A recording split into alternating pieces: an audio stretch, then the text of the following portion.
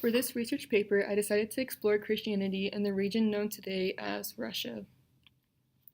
Russia before Russia.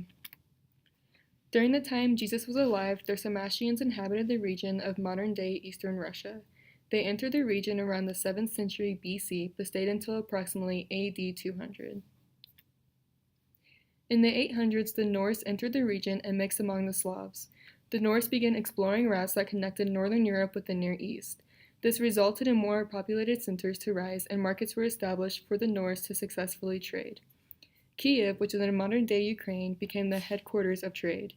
One cultural orientation of the Norse was the fact that they did not resist assimilation. This aided the acceptance of the gospel.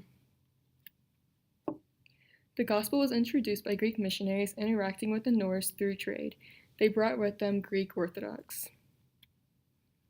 There were many key personalities that affected the spread of the gospel in the region of Russia. Saint Cyril and Saint Methodius were Byzantine missionaries. They entered the region around the middle to late 800s and devised the adoption of Church Slavonic, which is a literary language for the church. According to some accounts, they translated the New Testament and to others the whole Bible.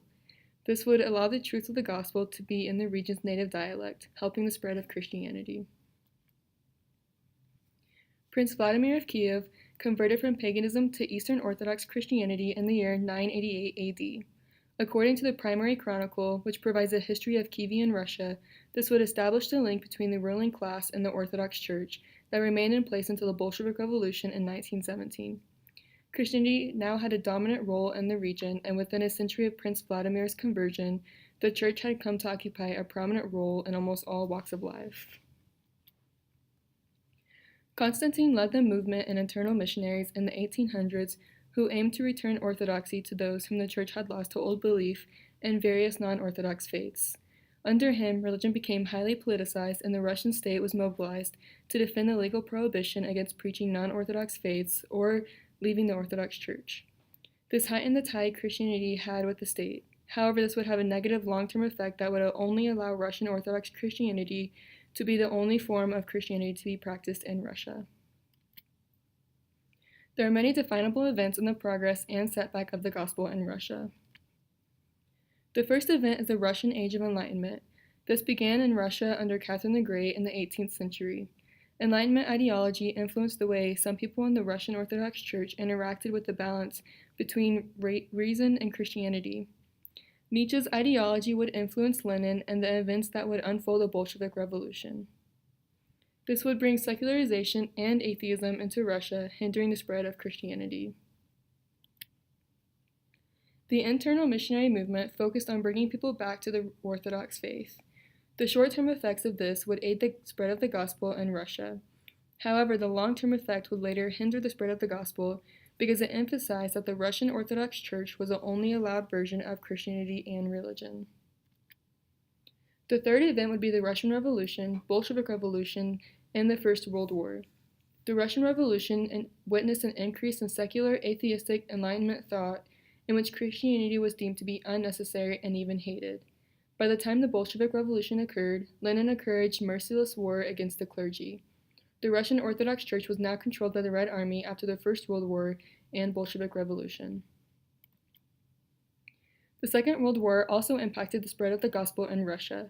Christian persecution and discrimination were widespread. Deaths in the Gulag between 1920 and 1990 are estimated to be around 20 million, and many prisoners were Christian. Up to 200,000 Christian leaders were also martyred. Christians and their children were discriminated against, and millions were consigned to years of imprisonment, exile, or psychiatric treatment. The collapse of the Soviet Union in 1991 resulted in a growth of Christianity in Russia. Russia underwent a religious revival with an influx of Protestant missionaries from Europe and North America. Co-Mission was an example of this, which was a group of 82 organizations that came together to form this ministry behind the former Iron Curtain. In Russia today, Christianity comprises about 66.9% of the population. Of that, the Orthodox population is 64.02%. Protestants and evangelicals are both 1.2%, and Catholics are 0.56% of the population. Today's challenges in spreading the gospel in Russia include nationalism, tradition, and Russian Orthodox Church propaganda. Nationalism has been a part of Russian life and has been since before the 19th and 20th centuries. It is still present in Russia today and is tied up with the tradition of the Russian Orthodox Church. This tradition is also tied up with the Russian Orthodox Church's propaganda, in which there is no other way or truth besides the Russian Orthodox way. This began with the internal missionary movement and continues today with modern Russians having a hard time viewing any other denomination of Christianity as nothing more than a cult.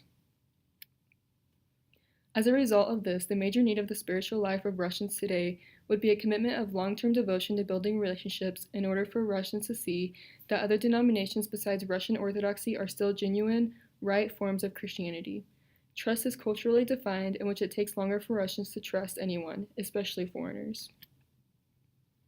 One lesson I learned from this research that could be applied to ministry today is that ministering to Russians takes time. It cannot be and should not be rushed. Focusing on building relationships is extremely important in any context, but especially the Russian context. And lastly, in order to effectively minister to any group, the history must be researched well for any insight into possible barriers that would cause the hindrance of the gospel to spread. One mission agency I found that is doing a great job at this is the Christian and Missionary Alliance. On their website, they mention that they focus on doing events with Russians for them to open up to friendship and gradually come to know Christ personally. Spasiba. Thank you.